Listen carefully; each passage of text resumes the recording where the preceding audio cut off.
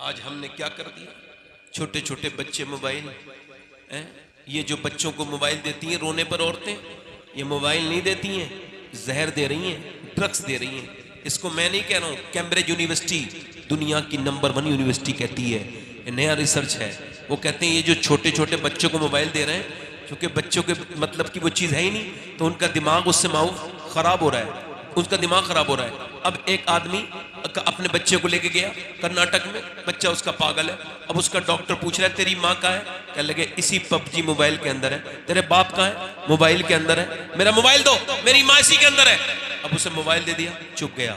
Mobile ले लिया, रोने लगा। मोबाइल दिया, चुप गया। मोबाइल ले लिया, रोने लगा। माँ कह रही है हाय मेरे लाल, तू मेरा बेटा है, ये तूने क्या किया, क्या हो गया मेरे लाल को, मैं तेरी माँ हूँ। नहीं नहीं तू मेरी माँ नहीं है, माँ तो मेरी इसके अंदर है। अब 6 साल का बच्चा जब पागल हुआ है, डॉक्टर कह रहा है तूने खुद पागल किया है इसको, जब तेरी जरूरत थी तूने इसे मोबाइल दे दिया, अब जब तेरी जरूरत नहीं है तो तू इसके पास आना चाहती है। बच्चों को मोबाइल ले दो, मेरी बहनों मेरी बेटियों, उनको ये सिखाओ कि दिल्ली के अंदर एक सैयदजादी है, एक खातून है जो सादात घराने से ताल्लुक रखती है। अगर सैयद कोई होगा असल सैयद तो उसके अंदर 2 सीन जरूर होंगे, एक तो सीन सखावत का, दूसरा सीन सजदे का, ये दोनों इसके यहाँ लाजिम होंगे। अब वो खातून जो है ना सजदा कर रही है, रात के वक्त में रो रही है, उसके रोते रोते रोते रोते रोते रोते रोते रोते उसके बेटे को आवाज आई, उठ गया। 8 साल का बच्चा आगे बढ़ के बैठ गया, माँ ने सलाम फेरा तो बेटा कहने लगा अम्मा जान क्यों रो रही हो, तो कहने लगी बेटे अभी हाथ पे छुटकली चढ़ गई थी, फिर सोचा कब्र में जाने वाली हूँ, कुछ दिनों के बाद 10 साल में 5 साल में तो कब्र में जाऊंगी। हाय मेरे लाल, उस वक्त जब नाक में मुंह में कीड़े घुसेंगे तो क्या होगा। मेरे नबी ने फरमाया मेरी नजर में सबसे खतरनाक जगह कब्र है। कब्र ये कैसा गड्ढा है, अल्लाह के रसूल फरमाते हैं या तो जन्नत के बागों में से एक बाग है या जहन्नम के गढ़ों में से एक गढ़ा। मैं पूछना चाहता हूं मेरे दोस्तों, कितना तुमने सोचा अपनी मौत को और कितना गौर किया अपनी मौत के बारे में। मेरी बेटियों मेरी बहनों, वो औरत रो के बोली मेरे लाल अपनी मौत का ख्याल की वजह से रो रही हूँ। बेटा भी रोने लगा, चुसिस्कियां भरने लगा। क्या हुआ मेरे लाल, कहा अम्मी आप तो अभी बड़ी हैं, मैं तो बहुत छोटा हूं, मैं मर गया तो क्या होगा। तो माँ ने ये नहीं कहा तू अभी छोटा है, माँ ने कहा सजदा कर अल्लाह बचाएगा। जब बच्चा वुजू करके सजदे में गया ना तो माँ रो के बोली मालिक मेरा बेटा झुक गया है, अब कबूल कर ले, मेरा यतीम बच्चा है। कभी माएँ अपने बच्चों को ऐसी भी तरबियतें देती थी, कभी माएँ अपने बच्चों को जहन्नम से बचाने की भी फिक्र करती थी। अब तो हम पागल हो गए दुनिया के मामलात में। वो औरत रो के कहती है मालिक ये मेरा यतीम बच्चा है, मैं इसकी बेवा माँ हूँ, कबूल कर ले मेरे बेटे को।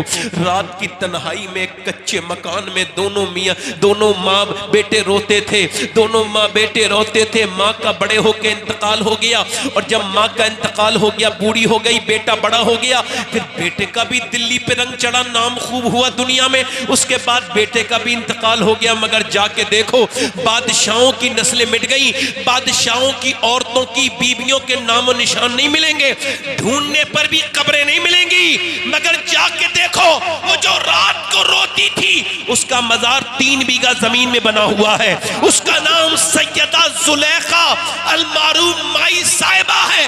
उसके मजार पे हर बुध के दिन दिल्ली में साकेत में मेला लगता है, करीब में उसके बेटे का मजार है। बादशाहों के तो मजार नहीं मिलेंगे, उनकी कब्रें के निशान मिट गए, मगर वो जो रात को रोता था बचपन से उसका मजार पे रोज मेला लगता है। उस बच्चे का नाम निजामुद्दीन महबूब इलाही है। नारे तकबीर, नारे रिसालत, शहंशाह खिताबत मुफ्ती शहबाज हुसैन साहब किबला, नारे तकबीर, नारे रिसालत। हज़रात मैं आप सबका खातिम हूँ। मेरी ये सबसे बड़ी तारीफ यही है कि मैं हुजूर की इस उम्मत का अदना सा खातिम हूँ। इसी वजह से मेरे इश्तिहार में नाम छोटा हो बड़ा हो मुझे कभी कोई फ़र्क नहीं पड़ा। उसकी वजह यह मैं अपनी अना और तकब्बुर के लिए नहीं जीता, मुझे पता है मुझे मरना है, तो मैं इस वजह से मैं किसी तरफ इशारा नहीं कर रहा हूँ, अपना मिजाज बता रहा हूँ। अब मेरी बात समझ रहे हो, दिल लगा के बोलो सुभान अल्लाह। सुभान अल्लाह। बैठे। अब कहाँ सजदे करने की फुर्सत है किसी को? अब तो औरतों को मेकअप से फुर्सत मिले बेचारी तो नमाजें पढ़े, अपने आदमियों से झगड़े करने से फुर्सत मिले तो फिर नमाजें पढ़े, गीबतें करने से फुर्सत मिले तो नमाजें पढ़े। एक बात बताऊं, मेरी तरफ देखो, देखो ए बैठ बैठ जा बेटे, 2 मिनट बैठ के सुन ले। इंसान का बच्चा बन बेटे। इंसान के बच्चे में और गधे में एक फर्क है। गधा जब चाहे तब खड़ा हो जाता है, इंसान का बच्चा सोच समझ के खड़ा होता है। उसको पता होता है कि मेरा फायदा इसी महफिल में है। बुरा न मानना, बात थोड़ी सख्त है मगर इस वजह से कहनी पड़ती है कि लोग जबरदस्ती सुनाना पड़ता है। कुछ दिनों के बाद जब मैं दुनिया में नहीं रहूंगा तो ऐसा दौर आएगा कि लोग दरवाजों पे जाके सुनाना चाहेंगे, फिर भी लोग नहीं सुनेंगे। ये दौर ऐसा आने वाला है। अब आप बैठे हो तो सुना रहे हैं। अच्छा एक बात बताओ, दूसरों के ऐब छुपाना जरूरी है? जरूरी है नहीं? अपने भी ऐब छुपाना जरूरी है। हुजूर ने फरमाया सब बख्शे जाएंगे मगर जो अपने ऐबों को लोगों को बताए वो नहीं बख्शा जाएगा।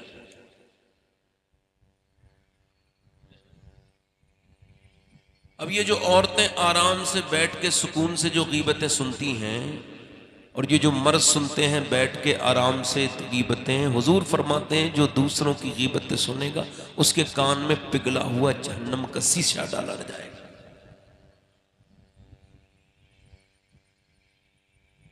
अब इतना वक्त है औरतों को, मेरी बहनों को, कि भाई कभी कुरान एक साहब ने मुझे बुलाया, कहने लगे सैयद साहब मेरे घर में, मैं खाना खाने गया था उनके घर ऐसे प्रोग्राम में, तो उन्होंने बेवजह की बातें मुझसे शुरू कर दी। मैं इन सब बातों को बिलीव नहीं करता हूँ, यकीन नहीं करता हूँ। जो बातें वो मुझसे कह रहे थे, मेरे घर में जादू है, ये है वो है, मुझे जादू को मैं मानता हूँ मगर आजकल कोई जादू करना जानता है ये नहीं मानता। ये सब झूठ बात है, बेवजह का बात है। इंसान अपने अमाल को नहीं देख रहा, जादूगरी पे जा रहा है। वो मियाँ लोग बैठे हैं जादू बताने वाले, देखो कोई भी चली जाए उन्हें सब पे जादू ही दिखता है। एक साहब ने मियाँ साहब से पूछा कि मियाँ साहब मेरे जो नाना है उनकी हालत जरा चेक करना, उन पे क्या बात है? तो वो मियाँ बोले अरे उन पे तो बड़ा जादू है। तो कहने लगे वो तो 3 साल पहले मर भी गए।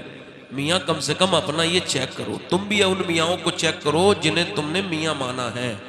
अपने उलमा से जुड़ो जो तुम्हें कुरान की बातें बताएं, हदीस की बातें बताएं। इनसे न जोड़ो ये फालतू वालतू, ये नाचने कूदने वाले, ये कव्वालियों में नाचने वाले, ये मियाँ मियाँ नहीं अपने सामने सजदे करवाने वाले। देखा नहीं तुमने? अभी वीडियो वायरल होती नहीं होती, बरेलवी पीर के सामने लोग सजदा कर रहे हैं। कहते लोग नहीं, कहते हैं कि नहीं? उनको एक जवाब दिया करो कि वो बरेलवी नहीं है। बेशक बेशक बेशक। वो जो नाच गा रहे हैं, वो जो ढोलक पे थाप लगी, मियाँ पे ऐसे रंग चढ़ा है जैसे जब बांसुरी बजती है तो सांप अंगड़ाई लेता है ना, वैसे मियाँ अंगड़ाई लेने लगे। उनके कभी मुरीद अंगड़ाई ले रहे हैं। अच्छा सबके एक साथ सब पे हाल नहीं आता है, एक नाचता है तो बाकी सब रोकते हैं। ऐसा निजाम है इनका कमबख्तों का। इनके सामने लोग जाके देखो सजदे करते हैं। ये उलमा बैठे हैं, पूछ लो। अल्लाह के रसूल सल्लल्लाहु अलैहि वसल्लम की बारगाह में एक आदमी आया, का हुजूर एक सियाबी का एक ऊंट पागल हो गया, लोगों को मार रहा है। हुजूर गए ना तो हुजूर की तरफ को भी वो ऊंट दौड़ा, सिहाबा डर गए, हुजूर को तकलीफ ना पहुंचाए, मगर वो आके हुजूर के कदमों में सजदे करने लगा, सजदे करने लगा। सिहाबा ने कहा हुजूर ये जानवर होके सजदे करता है, हमारी ज्यादा, फिर तो हमें ज्यादा चाहिए आपको सजदा करना। हुजूर ने फरमाया नहीं, मैं तुमको इजाजत नहीं देता। अगर इजाजत देता मखलूक में मखलूक को सजदे की तो औरत को देता कि अपने मर्द को सजदा करे। मैं इजाजत नहीं देता। ये जितने भी सजदे कर रहे हैं, ये करवा रहे हैं, सब हराम है। अगर ये ताजीम की नियत से कर रहे हैं, फासिक है वो बदबख्त, वो पीर नहीं है, वो तो पैर भी नहीं जो खुल के अपने सामने सजदा करवाए। इस मिंबर रसूल से कह रहा हूं, अगर उसके उस मुरीद की ये नियत है कि मैं अपने पीर की माज़अल्लाह इबादत कर रहा हूं, तो वो काफिर हो गया और वो बर्बाद हो गया। हमने ये माना है, हम उन पीरों को अपना पीर नहीं मानते जो खुलेआम शरीयत की धज्जियां उड़ाते हैं। वो बरेलवी पीर नहीं है, बरेली के तो वो पीर है मुफ्ती आजम, जिनका चेहरा देखते थे गैर मुस्लिम तो कहते थे जब आला हजरत के बेटे के चेहरे की खूबसूरती का ये आलम है तो फिर बगदाद के गौसे आजम की खूबसूरती का। सुभान अल्लाह माशाअल्लाह, बहुत खूब, सुभान अल्लाह सुभान अल्लाह। ऐसे पीरों का खुलेआम बाइकाट किया। जी जी बेशक सही है। तो वो साहब मुझसे बोले मेरे घर में जादू है। अब मैं तो चला, अच्छा ठीक है करने दो, जो सुन लो क्या हो गया। अच्छा, उनकी बीवी ने फिर उनके हाथ ताबीज भिजवाया, ये फला मियाँ का है, ये फला मियाँ का है, ये फला हजरत का है, इधर देखो ये फला हजरत का है, ये फला हजरत का है।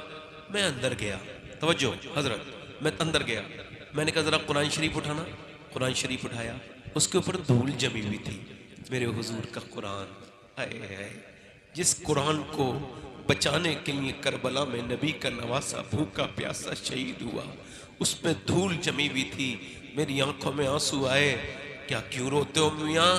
मैंने कहा भाई, जहाँ मियाँओं के तावीज़ की तो कदर है, मगर मेरे रब के कुरान पे धूल जमी है, वहाँ जादू और बर्बादी होगी और क्या होगा। तुम्हारी बच्चियों ने कुरान पढ़ना छोड़ दिया, तुम्हारे बड़ों ने कुरान पढ़ने छोड़ दिए, तुम कुरान से दूर चले गए। क्या तुमको मरना नहीं है? बोलो, जिंदगी के कौन से हिस्से में तुम कुरान सुनोगे या कब पढ़ोगे वो रब का कुरान? उस कुरान से क्यों तुम्हारी दूरी है? तुमको मौत की याद नहीं आती? मेरी तरफ देखो मेरी बहनों, मेरे भाइयों, एक बात याद रखना, कुरान हुदल लिन्नास है, ये सारी दुनिया के लोगों की हिदायत के लिए है। कुरान वो है, मेरे नबी फरमाते जब कोई कुरान पढ़ता है तो उसके घर पे रहमतें आती हैं, फरिश्ते उतरते हैं। जरा जोर से बोलो सुभान अल्लाह, सुभान अल्लाह। हिंदुस्तान में 2 तरह की लड़कियां पाई जाती हैं मुसलमानों में। कितने तरह की? 2 तरह। कितने तरह की? 2।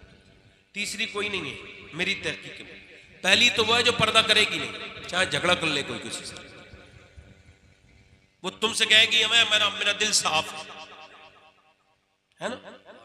कुछ औरतें नई बात लेके आई हैं, मेरा दिल ही साफ है, मुझे पर्दे की क्या जरूरत है? पर्दा तो दिल का है।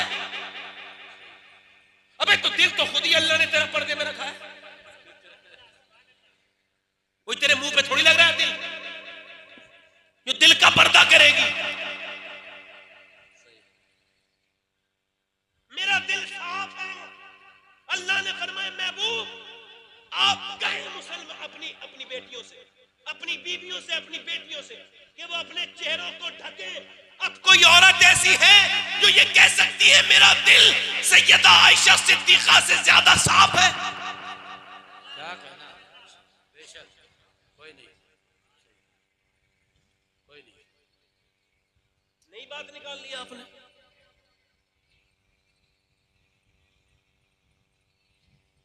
एक लड़की वो है जो पर्दा करने के लिए तैयार, मजार में बेपर्दा, बाजार में बेपर्दा।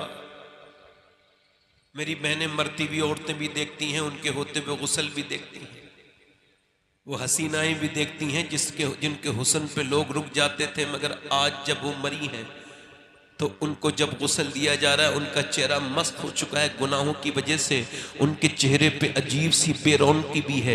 मगर उन्होंने वो औरत भी देखी होगी जो मेकअप वेकअप तो नहीं करती थी, रहती तो घर में थी, मगर नमाजें पढ़ पढ़ के जब दुनिया से गई तो उसका चेहरा जब औरतें देख रही हैं तो कह रही हैं सुभान अल्लाह, ये मरने से पहले इतनी खूबसूरत नहीं थी जितनी मरने के बाद हो गई है। मैंने कितने लोग ऐसे देखे हैं जो मरने से पहले तो खूबसूरत नहीं थे, मरने के बाद वो खूबसूरत हो जाते हैं, क्योंकि उनको उनका मुद्दा मिल जाता है, उनको उनकी तलाश की पूरी हो जाती है। मेरी बेटियों, मेरी बहनों, में आपसे भी एक औरत वो है जो पर्दा करने के लिए तैयार नहीं है ना, और एक दूसरी लड़की है कॉलेज के सामने खड़ी है, बहस हो रही है, या तो पर्दा उतार या तो पेपर दे। बोल पर्दा या पेपर, पर्दा या पेपर। उसने पेपर उठा के उसके मुंह पे मारा, कहा ले अपना पेपर, मैं कोई तेरी गुलामी करने दुनिया में नहीं आई, आमना के लाल की गुलामी करने दुनिया में। सुभान अल्लाह।